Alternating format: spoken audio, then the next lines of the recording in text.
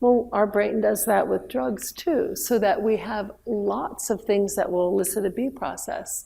The drug will do it, of course, but also paraphernalia for the drug. So just seeing a baggie or just seeing a bar, if you drink at this bar, will elicit it. Or your friends who you use with.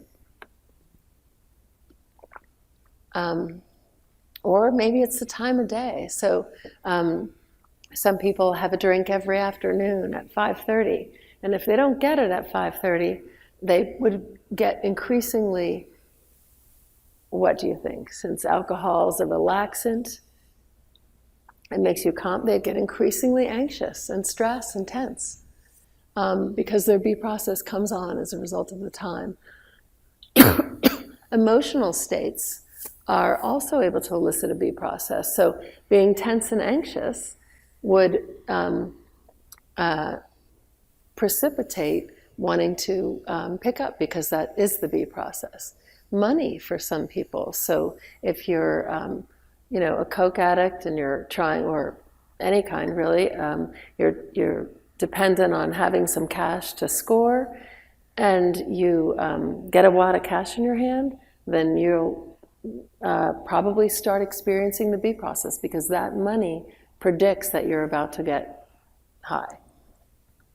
And so it could be anything. It could be weather, certain kind of weather. I think I still have this experience. If it's a kind of, I don't know if it's the humidity. I said I hit bottom in South Florida, but so if I hear it's a kind of a warm breeze or something, and I just feel like a margarita. I haven't had a margarita in 30 years, but my mouth kind of puckers because I think, wow, that sounds good, out of the blue. So these are cues that are able to elicit the B process itself. And what does this all translate to? It's that other sign of addiction. It's craving. So all of these things will elicit craving in an addict.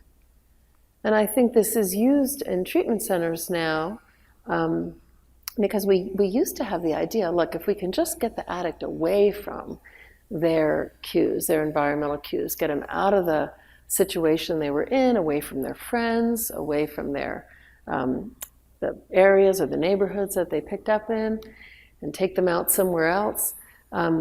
That's how they used to do it, and it would work okay until you brought them back to that context. And then out of the blue, one day they were feeling perfectly fine walking down the street. Maybe they bump into somebody they used to use with, or to their dealer they haven't seen in 2 years.